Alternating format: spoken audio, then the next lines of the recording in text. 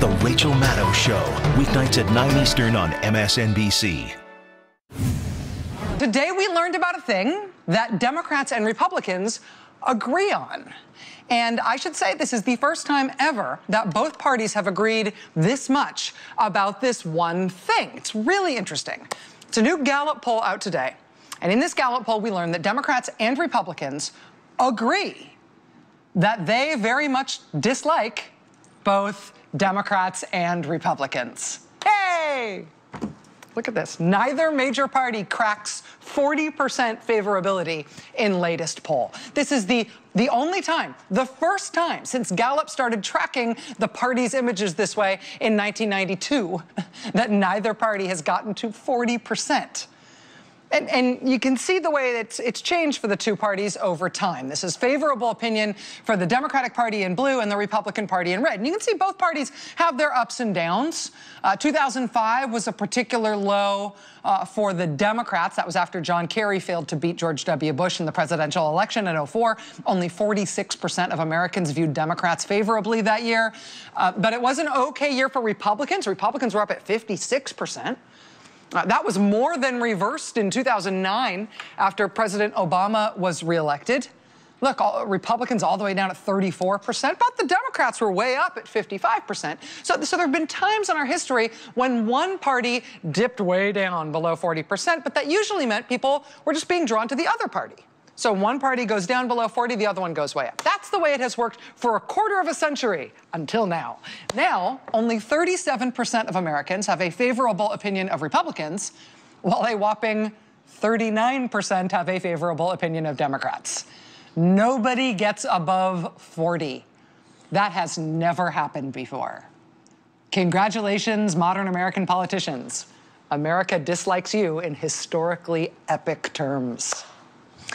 And those numbers come on the heels of another poll out late last week, also from Gallup, that showed when you ask people, what do you think is the most important problem facing this country today?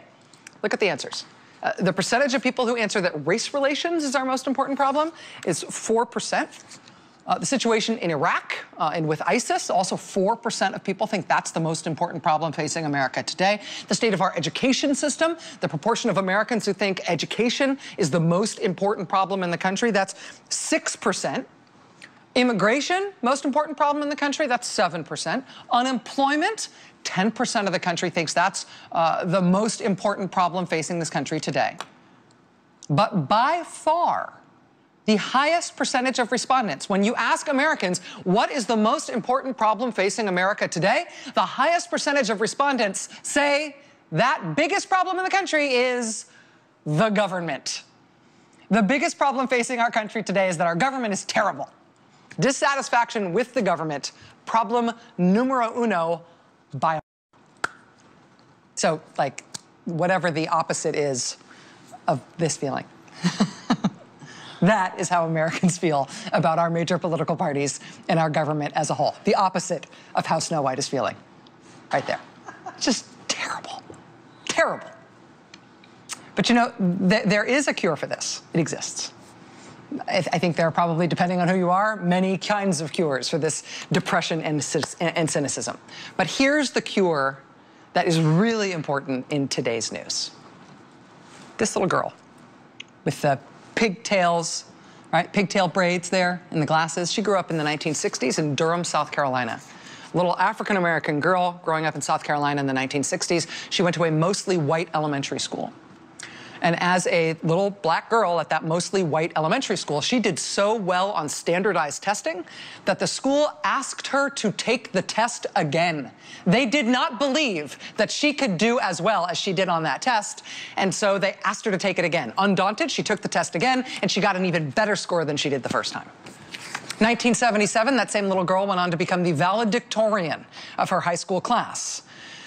But her high school in Durham, South Carolina got a little nervous that if they named a black student to be the valedictorian all by herself, it might cause a social uproar, might upset people. So even though she was the valedictorian, her high school made her share being the valedictorian with 2 other kids, so there'd be less focus on her. Less upsetting for everyone. But she was the valedictorian. She was #1. She went on to Harvard as an undergrad. She stayed at Harvard for law school. she excelled. When she graduated from Harvard Law, this little girl had to prove to her elementary school that she really was as smart as she was. She got a super fancy, high-paying job at a private law firm. She stayed at that private law firm for 6 years or so before she quit. And she did quit that fancy private law firm job. She quit, and she took her Harvard degrees, and she decided that she wanted to use her education and her experience to instead go work for the government, to go work for this country. To do that, she took a 75% pay cut from her fancy law firm job.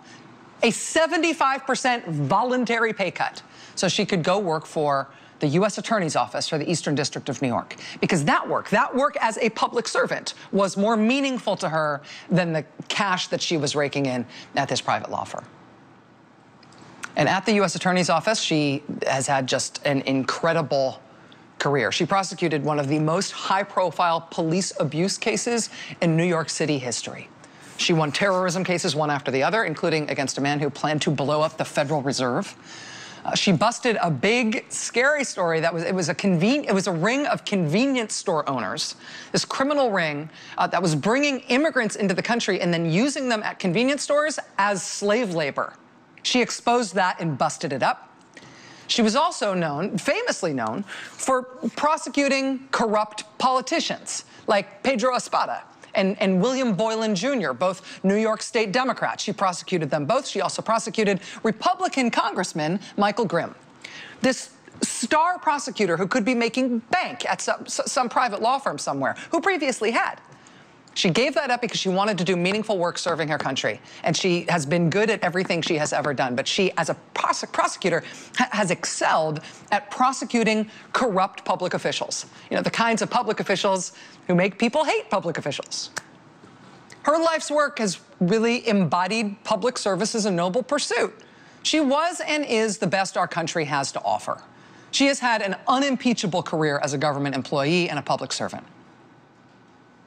But despite all that history, we apparently are not going to be allowed to have her as our next Attorney General because Congress won't vote on her.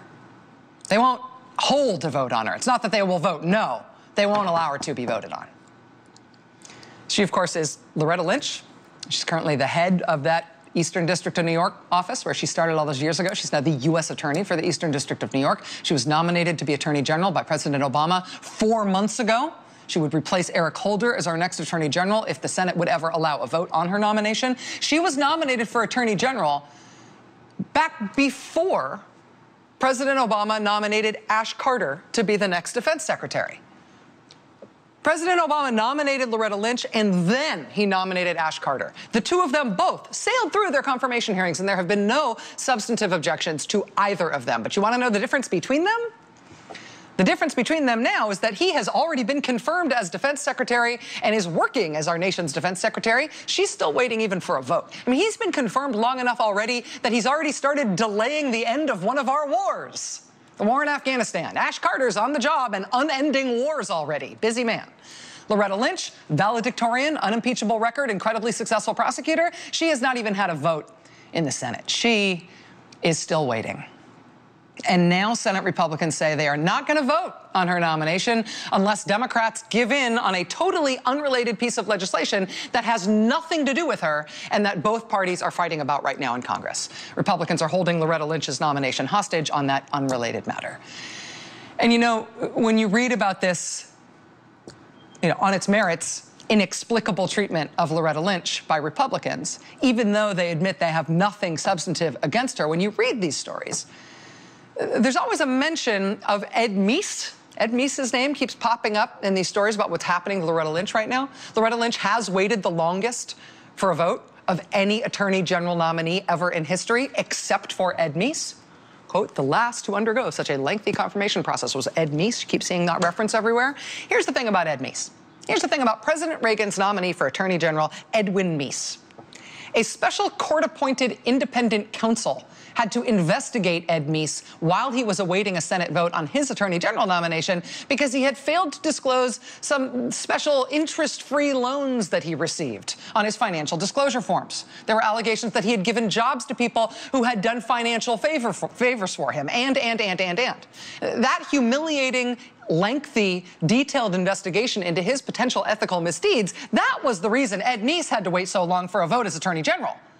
And in the end, this court-appointed independent counsel issued an almost 400-page report in which he found that Ed Meese had not committed crimes, but the report, quote, declined to evaluate his ethical qualifications for holding such a high office. Can we agree that we should not be comparing Ed 400-page ethics investigation report Meese with Loretta Lynch, about whom there is not an ethical peep? These are not the same.